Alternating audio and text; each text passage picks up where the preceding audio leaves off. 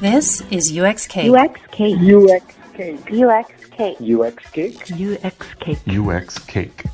I'm your host, Lee Allen Arredondo. Hello, welcome to UX Cake. In this episode, I'm joined by two guests, Phillip Hunter of Pulse Labs and Cassie Wallender of Invio. And we're talking about the challenges and the benefits of being in UX at a startup and the techniques that we have found helpful in being more effective in this kind of startup environment. This week's episode was a live recording event in Seattle. It's the second one we've done now, and it was lots of fun. I hope you can join us for the next one. It does sound a little bit different than our normal recording. Also, Phillip and Cassie will be introducing themselves and their background in the episode, which is a little different than our normal format. I want to quickly give a shout out to the sponsors of the event, Spruce Up and Create 33. Spruce Up is a personal styling and shopping service for your home. So if you're looking for that perfect rug or sofa, or you just want to freshen up the look of a room, you can chat online with a Spruce Up home stylist who identifies what your unique style and needs are, and then they do the shopping for you so you can get on with your life. The $25 styling fee is credited towards your purchase, so it's basically free. Check it out for yourself at getspruceup.com, where you can start with a fun, free style quiz. Full disclosure, Spruce Up is also the startup where I work as head of UX and product. And also thanks to our co-sponsor, Create 33, which is a new space in downtown Seattle. Create 33 is an entrepreneurial center for tech startups who are looking for resources and support to build their business. So it's more than a co-working space. They offer support and resources that are crucial to the success of startups. Tonight, we have a great conversation with Cassie Wallender, who's co-founder and CPO, which stands for Chief Product Officer, for those of you who don't know, at Invio, and Phillip Hunter, who's the VP of Product at Pulse Labs, and I'm going to let them introduce themselves. Hello. So my name is Cassie Wallender, as mentioned. I tweet a lot about UX and Star Wars. So if you want to follow me, I'm at Cassie on Twitter. And I've been doing user experience design by some other name since I was 16. And I hate to tell you this, but I'm 36 almost. So 20 years, really. And stop laughing. Because she's older than either of us. Well, I mean, I've just been doing it for 20 years. I just did the math now. But a little brief background on me. I started out just doing web design and found it as a way to pay my way through college. And I was really delightfully surprised by how much I loved it and how fun it was. And then I ended up joining a series of wonderful startups doing user experience design and product management. And I got completely addicted to startups and completely addicted to user experience design and really caring about making sure we were building something people loved. Today, I am co-founder at Invio, which is a web-based platform for optimizing the data quality for clinical trials. So not only do I get to work on great product experience, but I get to work on something that could potentially impact all of our healthcare options. And that gets me really excited on Monday mornings to come into work. But enough about me. How about you? So Cassie and I started doing UX, I guess, about the same time. The difference is I was 4 when I started. I'm only 24 now. So, which is obvious, I'm sure. So seriously, though, I started in UX about 20-something years ago as well, and I'm not 36. But I've done a lot of different work also. I got started in the good old touchtone interactive voice response systems, the phone trees, the things that everybody hates when they call their bank or insurance company or whatever, an industry which knew nothing about UX at the time. And so I learned about it myself and helped introduce it, which led to starting a career in voice recognition, which is where a lot of those systems have gone since then. But along the way, I started designing for tools, enterprise tools, developer tools specifically. So I spent some time at AWS a few years ago, helping them understand what design systems were and how they needed to be applied at scale. And then along the way, I did a lot of different work in speech recognition, which led me to Alexa a couple of years ago, as might be obvious, and where I headed up the UX team that was focused on developer tools for building Alexa skills, and which is incidentally where I met my wonderful partner in life. And so she's here tonight with me to support me. And then back in the spring, well, actually, let me rewind a little bit more. Last summer, I was a mentor for the UX accelerator companies, Alexa accelerator companies, for the first of those programs, and met the co-founders of Pulse Labs, which is a Madrona-funded company, and Jaren was a part of Techstars at that time. So she and I got to know each other and developed a relationship with those guys over the next 6 or 8 months. And then in the springtime, decided that it would be cool to join them. I think my 4th startup throughout my career. So like Lee, had that startup bug off and on, but also spent a lot of time in larger companies. Pulse Labs, we do UX assessments for speech recognition applications, so Alexa Skills or Google Actions. We were funded both by Amazon and Google, as well as Madrona, and it's a really, really exciting time to be in voice recognition for a lot of different reasons, and this angle in particular is something I'm really enthusiastic about it because it's about assessing user experience at scale in a very new, still maturing medium. Awesome. Okay. I should mention this is my 3rd startup, too, so some context. Yeah. So I very, some similar themes. I started over 20 years ago, and I also worked my way through college doing design and got into media design. It was called multimedia back then. CD-ROMs, probably some of you were born. Bro media. And then got into software design. So I have worked at large companies. This is my 3rd startup also, but I will say this is the first early stage, meaning I don't know how familiar you all are with startups, but we are in our pre-seed funding right now. The last startup I was at was in a Series A, had already gotten their Series A. The one before that had gone through maybe A and B and was much larger, maybe 40 people. So very different experiences. And I could tell that this is a very popular subject because we got quite a lot of people signed up to come tonight. And so because it's such a big topic, I sent out a survey to our event attendees so we could focus it somewhat. Thank you for those who filled it out. So I'm just going to tell you what we hope to cover tonight. Hopefully we'll get to all of it. General challenges, which are sort of covered in the other things that we're going to be talking about, which is getting user research done. There's all sorts of special issues with that in a startup. Measuring effectiveness of your UX efforts. I mean, that's always a challenge, but particularly in startups. Being a design team of one and designing all the things. Establishing a process for UX. Again, that's an issue in a lot of places, but at a startup in particular, it has its own sort of nuances. And transitioning into the startup world. And sort of how does working at a startup affect one's career? So we'll get to that at the very end. I thought it would be really interesting to start with just listing maybe your top couple, 2 or 3 challenges that you face being at a startup and why you do it. So I'll try to limit it to 5. Or 3. Or 3. Maybe we could do 3. Let's do 3. So these are no particular order, but things that come to mind directly are, you're often the only designer, and design in a silo is almost always bad. So that is a challenge. You often don't even know who users are yet or have any customers to talk to. And if you do have customers to talk to, you might be working with really limited resources, not just time, but also cash runway. So you may not have a budget to fly out to them if they're on the East Coast and spend a lot of time in person. So those are 3 that kind of come to mind immediately. And then the second half of the question was, why do you love to do it anyway? Yeah.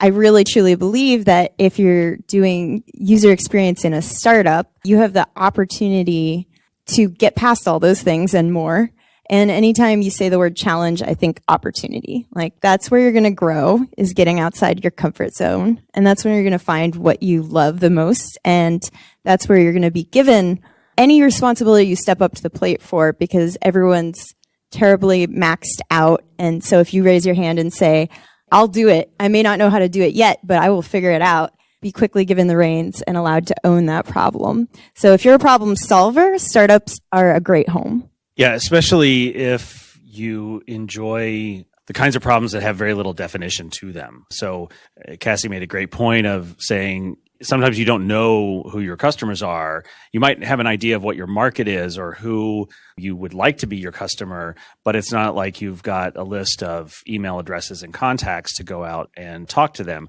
Or in our case, you might have an early customer, but they are so unique that you know that getting all of the input from them is going to potentially sway everything in a direction that might be hard to deal with later. And so, of course, you want to pay attention to their needs and their desires, but at the same time, you have to be actively thinking that it might not be the right thing to do. But anyway, I'm not answering the question. So I agree with all of Cassie's. So let me try to add. I guess one thing along those lines is a lot of times there's only a vague idea of the product. And so when you come into a startup, you don't necessarily, someone's not handing you a charter that says, we are solving this problem and we want to solve it this way. And here are your constraints and here are the objectives. You have to be part of discovering all that and the discussions and the inquiry and the research to do that. So that's one challenge, is just sort of dealing with this incredible amount of ambiguity. Secondly is getting at the idea of your job. So if you've had a number of UX jobs, you might be fairly familiar with what you think of as the UX job description, but it gets really super messy in a startup. And not just because, like Cassie was saying, there's other jobs that might need to be done and you might be interested in doing them and you can help, but just the idea of what a UX designer is not necessarily the same in a startup as it is in a well-defined UX team where there are multiple roles and things like that. And so sort of, taking a step back and saying, what do I think my job is here can be a challenge. Thirdly is just you're in a very high pressure, you're working with a very small group of people all of a sudden, and you're together all the time, and you're talking about things together all the time. And so I don't know how to describe it. It's just a challenge. It's a very different people dynamic than when you're sitting in a meeting and you're going to have another status meeting about the same thing in 2 weeks and another one 2 weeks after that. And that's the only time you're going to see these people and they're going to ask for these little updates. Here it's like every day, or every hour. Like, well, where are we with this now? Well, 30 minutes ago when you asked me last time. So I don't know, there's lots and we could go on for hours, but there's 3. Why do I do it? I actually love the ambiguity. I love a lot of my jobs have been new jobs that didn't exist before in the organization that I joined. And so I like that. I like figuring it out. I like mapping the territory, so to speak. And whether that's enterprise, large company like Amazon, where I've been in several of those, or a brand new startup, with seed funding or pre-seed funding and figuring out what the hell are we doing here. Yeah. So I'll try to add something new because I agree with all those things. Definitely pressure, but another to layer on to that, the type of pressure. You have everyone, but especially the founders, the folks at the executive level, you've got everything on the line. I mean, absolutely. Your investors are counting on you. Your founders are counting on you. The employees, like that is a kind of pressure that is different than the pressure of working someplace like an ad agency or Amazon, where you're expected to do a lot all the time. This is exponentially more, I'd say. Also, not being able to do the things that I know we should be doing. We'll get to that. User research being one of them. And it's not always because we just don't have time. Sometimes they're not there. There's a whole lot of reasons why it's really difficult to get that done. And having to do things that you are not an expert in, while that can be growing opportunity, which I do enjoy, it means that I'm spending 3 times as long doing something I'm not an expert at. and not getting to do some of the other things that I am an expert at, which also need to get done. So you're prioritizing literally daily. But why I do it is because the potential is amazing. Like, number one, personally, I have a lot of impact. All 3 startups I've been at, I had a lot to say about what the customer experience ended up being. It's also a lot of pressure, but but that's what we want as designers. We want our products to be user-centered. And so I have an opportunity to really do that more so than when you have 3 layers of VPs above you. So let's move on to, I think that sort of covers many of the general issues, difficulties of being at a startup. What I want to make sure we are giving you all here is techniques that you can take away and learn from. So how to be successful if if a startup is where you have chosen or decide to go to. So that first topic, I believe, right, was user research. How do we get user research done? We have a number of problems. Sometimes we don't have the users. Sometimes, and you can find proxy for user. Sometimes we don't. We're making hypotheses about who the user is. And if you do user research with the wrong proxy, there's a chance that your data is going to be really completely off, right? Definitely. I think to that point, it goes back to something Phillip was saying earlier, which is, if you're interviewing a small group of people, your sample size is really small. So a couple wrong answers could throw things off significantly and have you chasing the wrong thing. Or you could be building a custom feature. Say you're on a SaaS platform, software as a service, and you're trying to build something that addresses a broad customer group's issue and problem.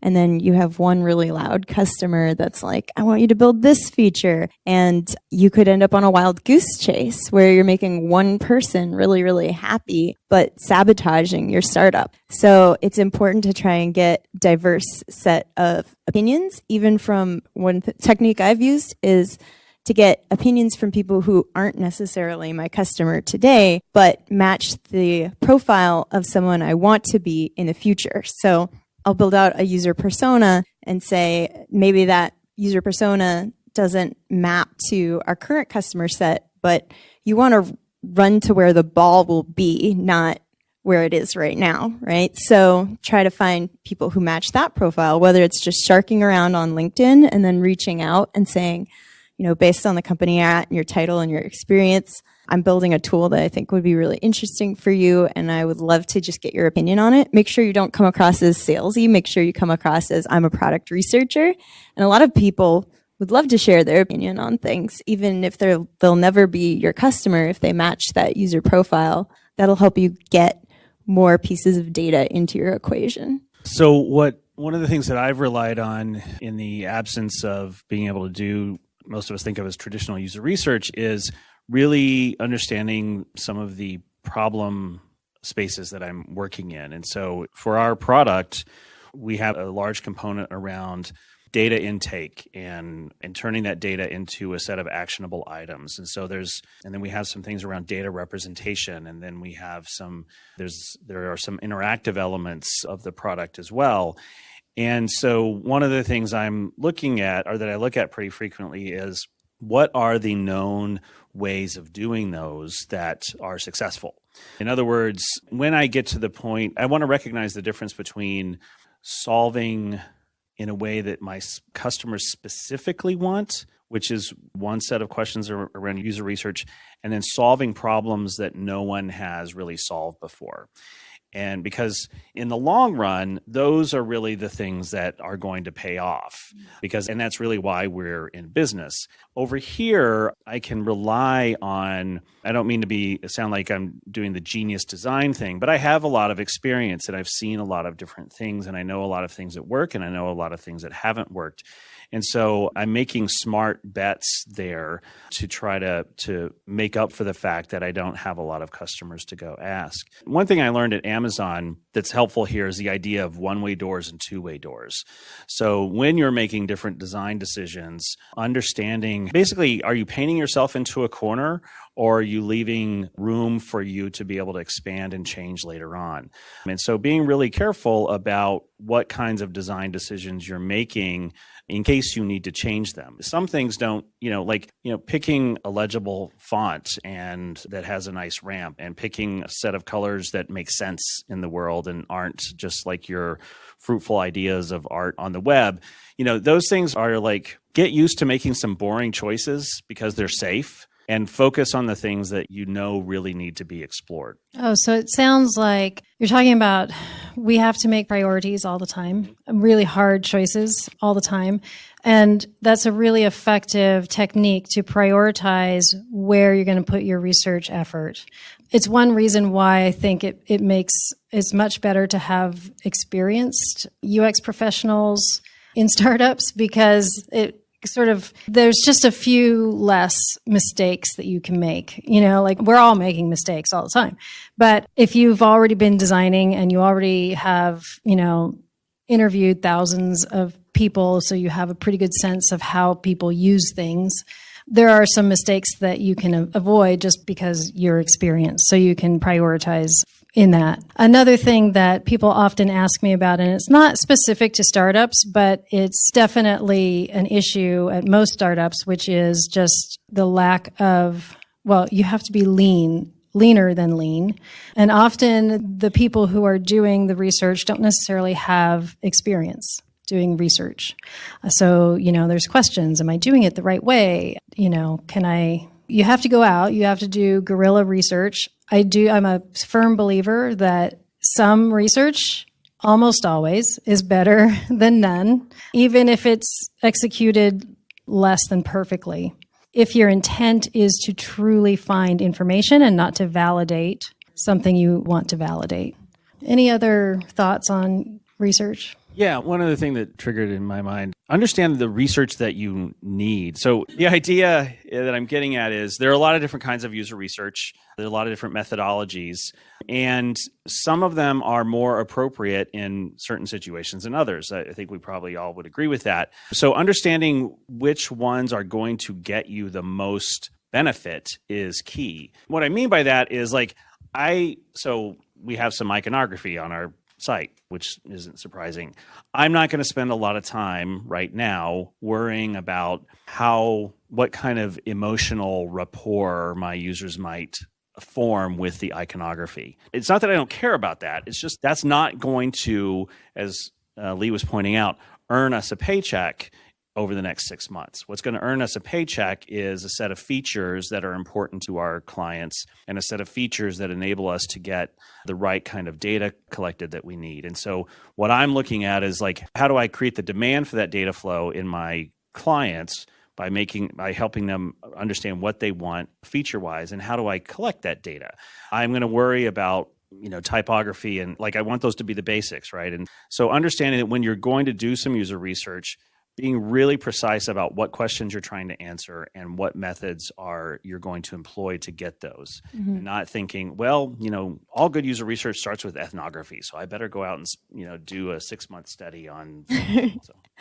Your startup will be over by then. Yeah, I think you have to do everything that you do, research and design, daily, based on your current top objectives for the company. Yeah. And one thing I would say is don't spend a lot of time, if you can use something that already exists, reuse it. Like he was saying, focus on the big, interesting, juicy problems you're trying to solve. You shouldn't be spending time designing what do drop downs look like on our site. Forget that. Use something people know already. They'll have a better user experience anyway. Instead, make sure you start with the problem. You think the problem is something, but it might be something else. So make sure you're practicing the 5 whys. Somebody says, my problem is when I click this button, it doesn't give me second option for X, which is the feature I want you to build. And you say, why? It's because I'm using this feature to achieve Y. oh, that's a different feature. So why aren't you using the different feature? Oh, well, that has these constraints. And so the thing you thought you were solving was actually a workaround for something else. And you should be asking why, and digging in until you get to the real problem at the heart of it. And that's where the interesting design problems are. Not that we don't love beautiful things, of course, but we're talking about the user experience. So what you really have to make sure you understand is the problem. And that has a lot to do with something else that people were interested in knowing about is how to get the rest of the team on board with UX and to make that a priority. Part of that is putting those practices into place of asking, are we asking the right problem? Asking the right questions. Yeah. Are we asking the right questions? Are we solving the right? Do we know what the problem is? What is the problem we are trying to solve here? And is the problem even a problem? And is there a market attached to that problem? And keep pushing that. You should feel free to ask that question in any conversation that you have with an engineer, with a PM. If you are a PM, you should be asking that question as well. Same with if you're a developer. Ask your team. That's a great point, is ask your team, like make sure you understand the assumptions that the founders are working with, because they might be solving a problem that they understand based on their experience, but they might be 2 or 3 people. And so it's your job to make sure that there's more than 2 or 3 people having that problem and the solution is matching their vision. I'll add to that 5 W's and the H. And then what problem are we solving? What does success need to look like now and later? So that is almost related to what will come next, which is how do you measure effectiveness of UX? Yes. And so starting the discussion, I think this is maybe, for me, it's been one of the most key discussions to have with the team at Pulse Labs is, what does it mean to be successful? We can be talking about a few weeks from now or a few months from now. And this is a very different kind of discussion than if you've worked at a large company or a company with an established product where you might be like, well, our 2020 goals are blah, blah, blah. Like in 2020, we will be out of money if we haven't made money in 2019 or even 2018. And so we have to think about, what does it mean for us to be successful at, first, like getting to revenue, period, going from 0 to something, and then getting to sustainability, and then maybe starting to think about profitability and return on investment and stuff. And so what does success look like, or what does it need to look like, is usually, it brings up a lot of really interesting discussion points that may cause you to reframe the problem. It may cause you to reevaluate the approaches that you're taking to get there. So Cassie, how are you measuring effectiveness of your UX efforts? Well, one of the things that we do is try to look at it both quantitatively and qualitatively. So you can ask people how they feel about things, and that's an important piece of the puzzle. But people lie. People tell you what they want, what they think you want to hear.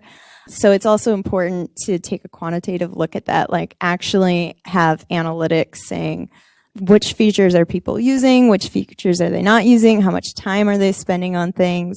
If they're spending a lot of time on this feature, is that a good thing or is that a bad thing? Like, this is taking them too much time. And look into those numbers. There's definitely a mix, though. There's a human element as well. If you can get FaceTime with them, people want to be heard and they appreciate when you listen, and they love working with startups where you can be like, so you're telling me this button is confusing because it's worded kind of funnily, maybe I didn't really think that through when I first put that in there. Dang, they've got a good point. And then you come back next week and you're like, hey, Sarah, thanks for your feedback. I changed the button. The button says the thing that makes sense now. And they're like, what? You just blew my mind. This software changed because of my feedback. And that is a very rewarding loop. So if you can get people to interact with you and come at it from a very humble, I don't know what I don't know kind of way, and really open your heart to the fact that this might all be wrong and I would just want to listen to you. Like, that goes a long, long way because they're really giving you feedback that's gold. So one of the other things that we do is, across our customers, and we don't have a ton of customers yet. We're still a seed stage startup, but one of the things I always keep an eye on is kind of have this is coming from a B2B perspective. Our customers are not individuals, they're enterprises. But I try to have a dashboard, if you will, of where everybody is. Like, are they happy? Are they sad? Are they neutral? When was the last time I checked in with them? Are we getting a lot of support issues from them? If you're not tied into support, you're missing out on a huge funnel of delicious information for design, because that's where people are saying, I'm confused, I'm lost, I'm stuck, this is broken, all important things to pay attention to. So, for example, we did a 3-month pilot at Cedars-Sinai and tracked all the issues and categorized them.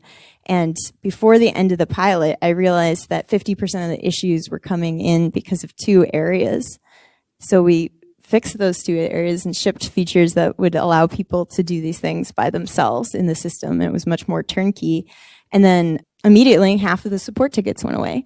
So now devs that were spending time on support tickets are building me more features and the customers are happier. So it's a win-win thing, but you have to track everything because you can't improve what you don't track. And that comes back to measuring. Yes. You have to be able to measure.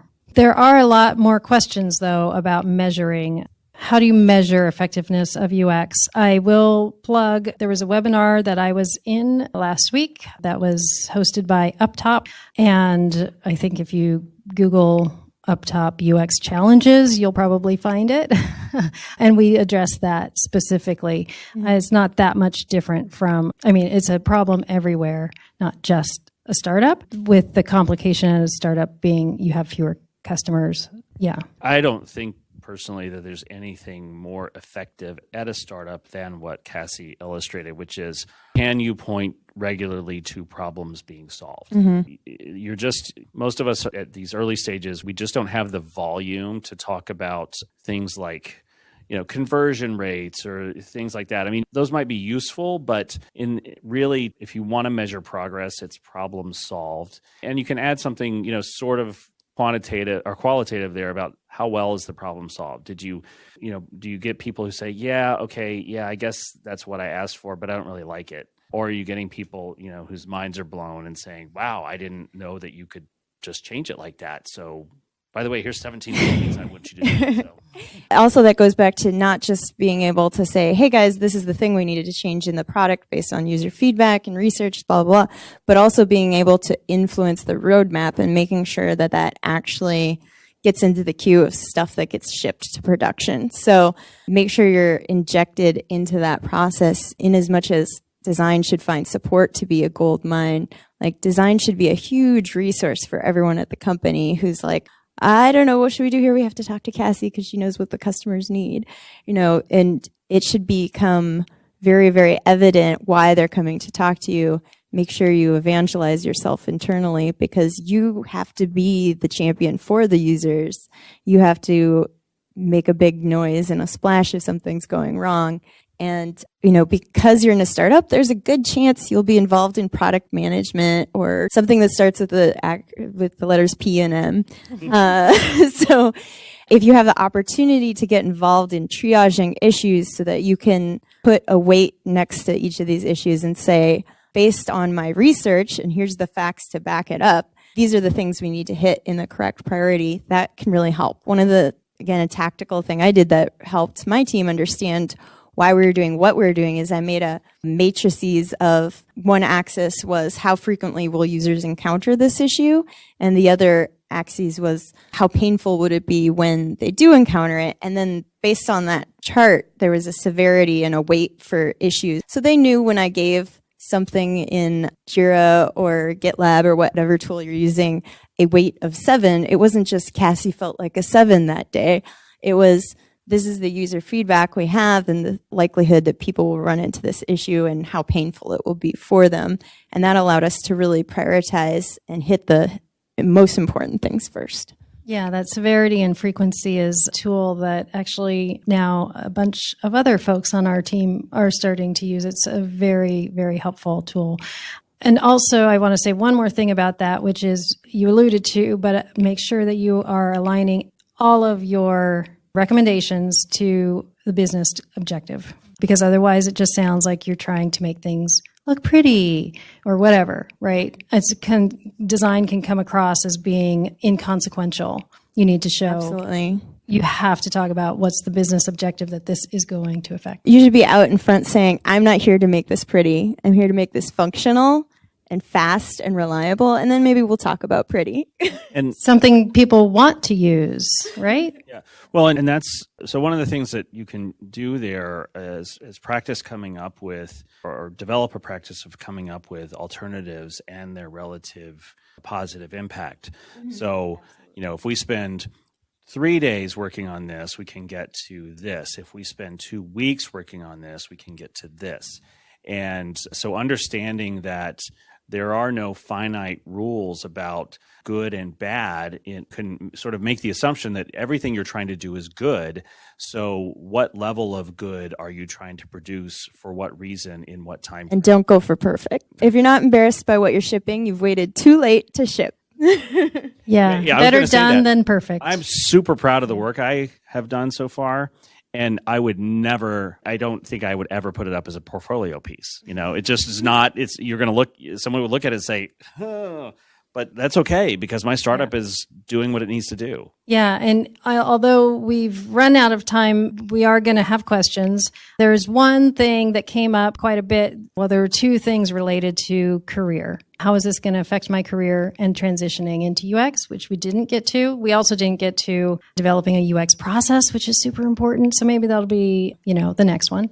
But just very quickly, let's take 5 minutes to talk about career. When is it a good time in your career? Does it matter? And how do you feel it has affected your career? I personally was already in a leadership role when I did my first startup. I'm not sure I would have gotten nearly as much out of it if I had been earlier in my career. The second part of that, transitioning into a startup, is just like transitioning from an ad agency to a mega corporation or something like that. It's difficult. But what are your thoughts on career in UX? How is it affected? So the first thought I have is you really need to have a good idea of what you want your career to be. If you are after, say, the UX management track, startup may not be a great idea for you at, being at least at the early stage. Maybe you come in when there's an established product, there's a couple of designers, and you're going to help grow that startup from, one of the startups I joined was 30 odd people, and I helped grow from 30 to over 60, not UX people, but, just that was the arc of the product. And at that time in my career, I was focused on really learning how to grow teams and learning how to manage teams in evolving situations. I've come in and taken over management of larger teams and changed how it worked and what tools they used. So first, just having a really clear idea of what you're looking for in your career at the moment that you're thinking about this. And then knowing, what you're good at and what you want to do on a day-to-day basis. Like I said, I really love ambiguity and I love making something where there hasn't been anything before. The main thing career-wise is to produce good work. Produce work that tells a story clearly and be able to tell that story. And then when you find other opportunities and you're able to tell that story, people will know that you can do the work that they're interested in you doing for them. I had the opposite experience of you guys, so this is a good panel. I started at the bottom and didn't know what I wanted to do or what I was good at. And in fact, I didn't even know I was interested in startups, but somebody in a startup that was taking off needed a lot of help. And I thought, I can do this. If I don't try this now, when in my life am I going to take this crazy plunge?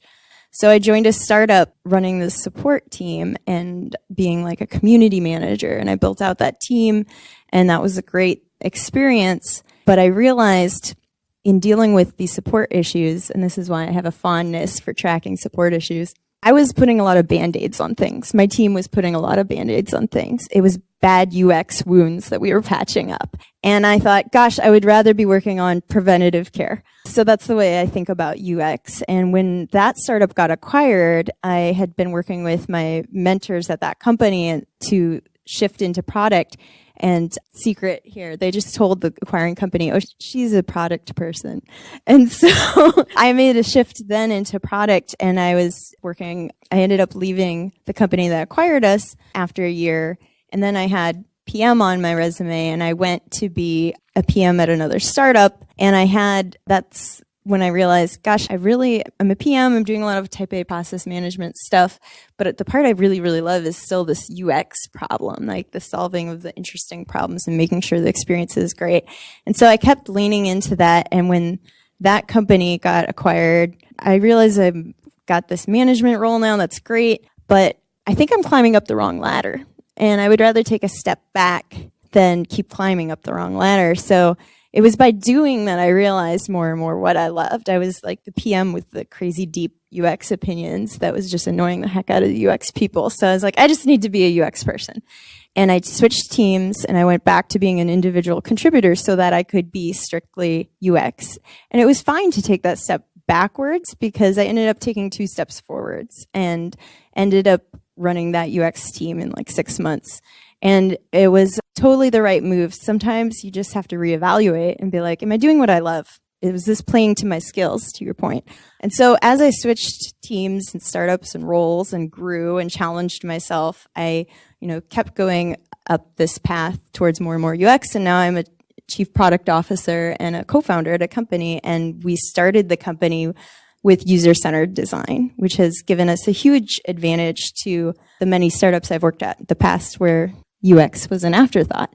So yeah, sometimes it's not so clear from the beginning. Yeah. So your experience was that because you have so many hats that you wear at a startup earlier in your career, it actually was a good thing. Absolutely. Don't let lack of experience deter you from joining a startup because you'll get it. You'll get lots of experience real quick. Yeah. One of the things you realize when you join a startup is that most people who are in early stage startups also have no idea what they're doing.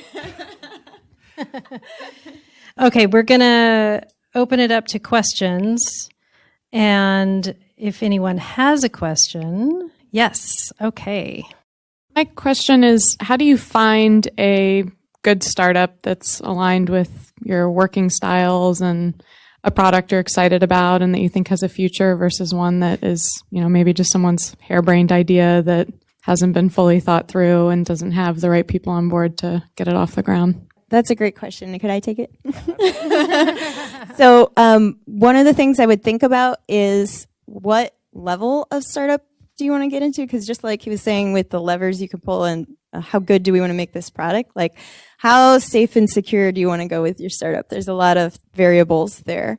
Earlier in my career, like Lee, I was at bigger companies and then they got smaller and smaller and riskier as my expertise grew and my risk tolerance grew. And I think that's a good path because especially if you're earlier in your career, having more mentorship around is helpful and having the stability is nice, knowing that the lights are going to stay on, So if you're looking for joining a startup that's like 40 people, 30 people, 20 people, those are to me a good place to start. Earlier than that, it's pretty early. So I think my first startup, I was like 20, employee 20, then like 13, then like 2. So one thing you could do if you're looking for a bigger startup is look at jobs on Angel List, look at Techstars companies coming out of your city because Techstars companies are vetted already and they've got at least a little funding coming from somewhere. And generally they have a lot of good network momentum.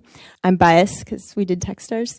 But yeah, check out Techstars cohorts, check out Angel List. And also regarding culture, make sure when you go into the interview, you're interviewing them as much as they're interviewing you, right? You're going to devote a lot of your time and energy to these people.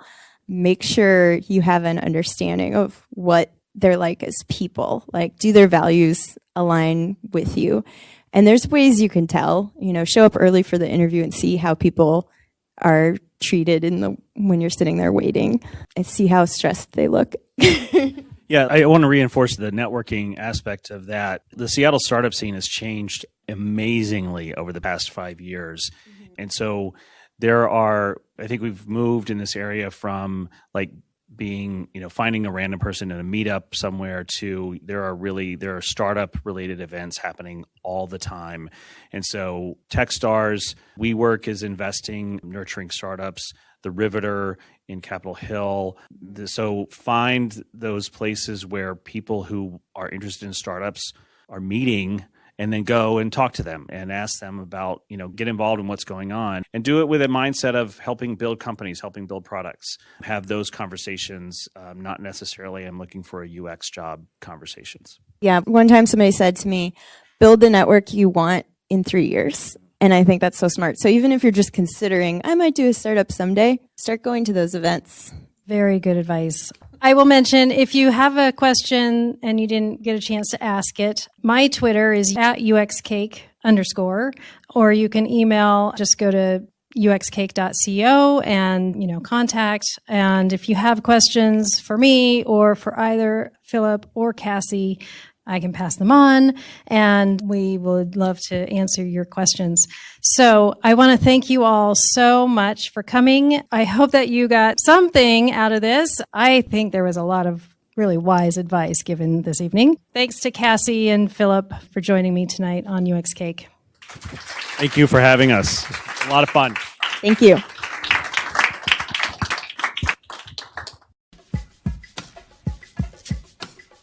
Okay, that's it for this episode.